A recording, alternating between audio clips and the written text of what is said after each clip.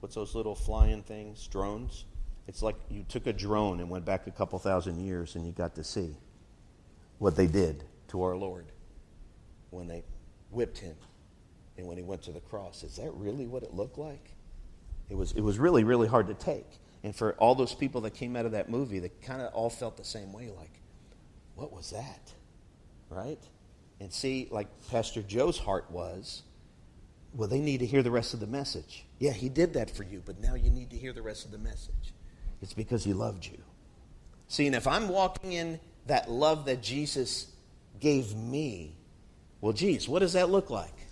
Well, let's see. In John chapter 21, he's already risen. This is the end of that gospel. And what are the boys doing? What are the disciples doing? Anybody? They're fishing. They're fishing. Why are they fishing?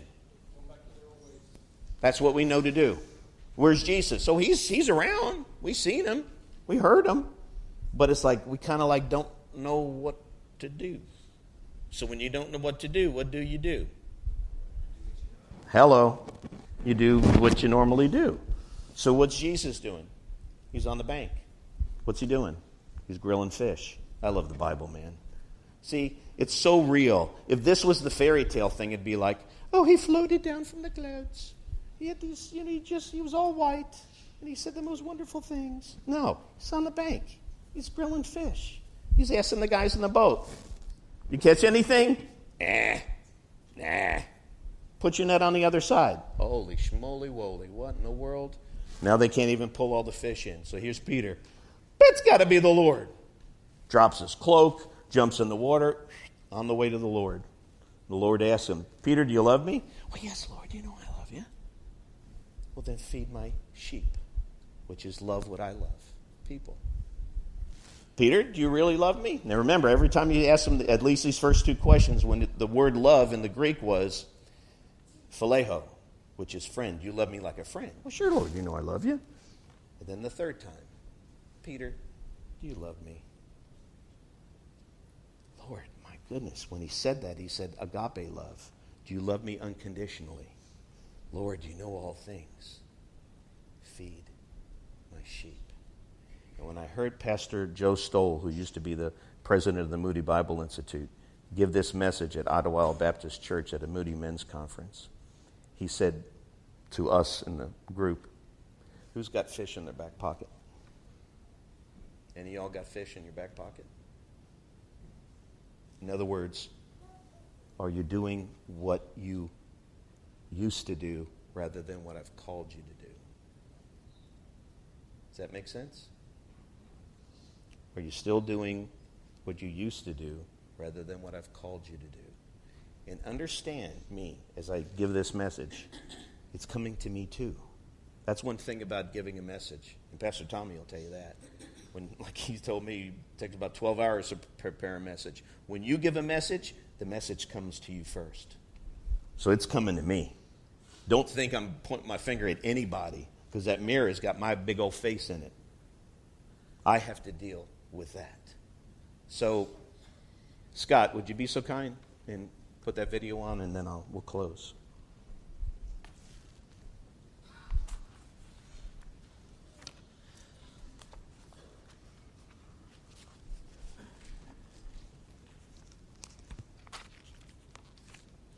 Whatever's going to come out, let's just let it come out, And that's just what poured out of me. So close my eyes and, and I usually know within 30 minutes. If it doesn't happen, I've learned to just shut it off and go to the gym and work out, call it a day, Because every time I try, it's awful. Wow. I've written my share of awful songs.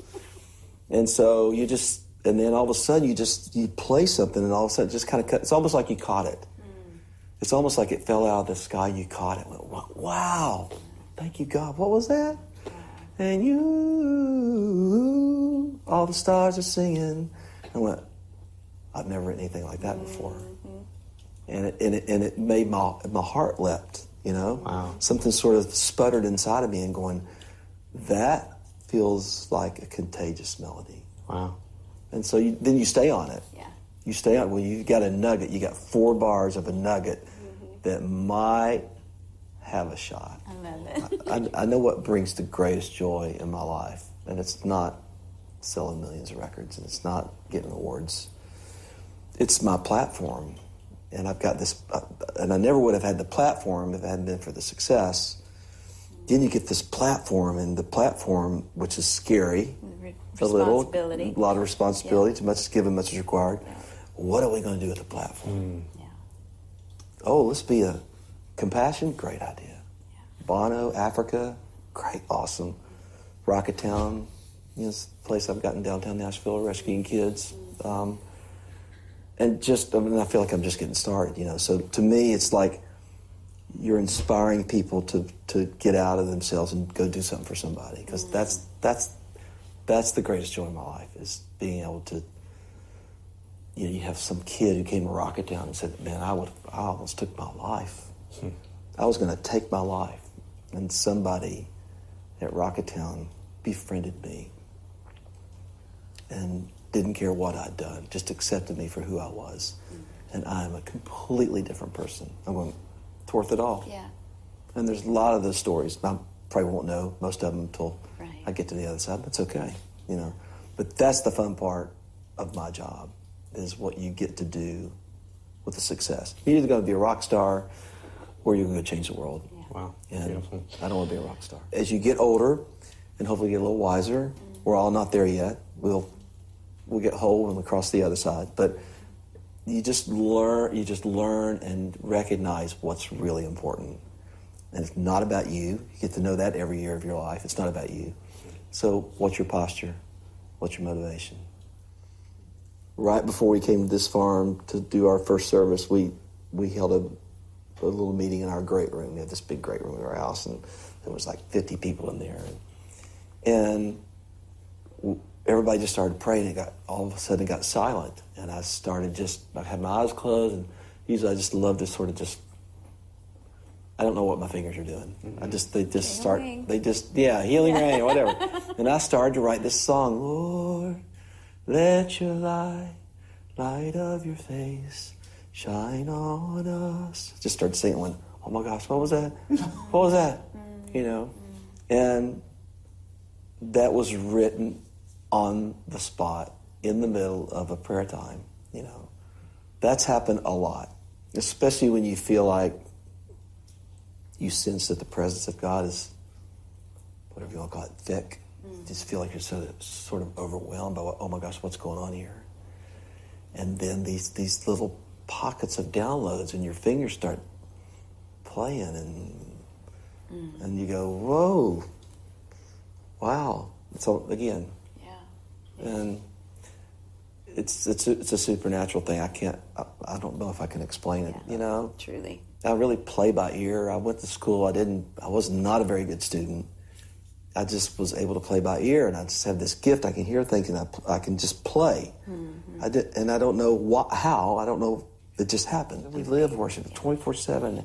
How do you treat your spouse? What are you doing with your kids?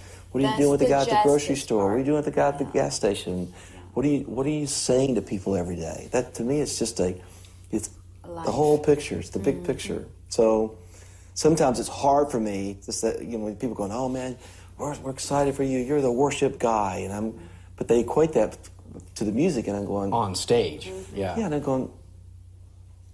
I usually, it makes me uncomfortable a little bit because it's just so much bigger than that. Yeah. If the church did their job, I don't think we'd have any homeless on the street. Absolutely. I don't think they would be, and I see them every day. I go work out down at Titans Camp, which I'm very grateful for, the Tennessee Titans, and I see the same homeless guy. I give him a 20, I give him a 10, and, hey, Ralph, how you doing? I'm praying for you today. And then I drive off and I'm going, is that really all you're going to do? Is that enough? Am I supposed to bring that guy? If it's up to my wife, they'd all be living in our house, and is she right? She might be. And so it's just, I just have to fight to get in that headspace, and I have to fight for not only for me to get in that headspace, but for us as the church. Guys, are we doing this thing right? I think we might be missing it. And if we're missing it, let's discover what it is, and let's get it right. I can do more. Yeah. I have the potential of taking it to a whole other level. And that is my intent, because I want to finish well. Yeah. What every believer just did one random act of kindness every day for somebody. Wow, what a concept. Intentionally. Yeah. I believe, Yeah. because to me it's like, and let me say this, I think that, I believe this, that there are a lot of people who are walking with God who struggle with identity. And a lot of that has to do with the abuse thing, the forgive song, and they just can't get past the pain and the hurt. And then there's a lot of people who just still believe that they're trying to earn it, and you can't earn it. Yeah. You know.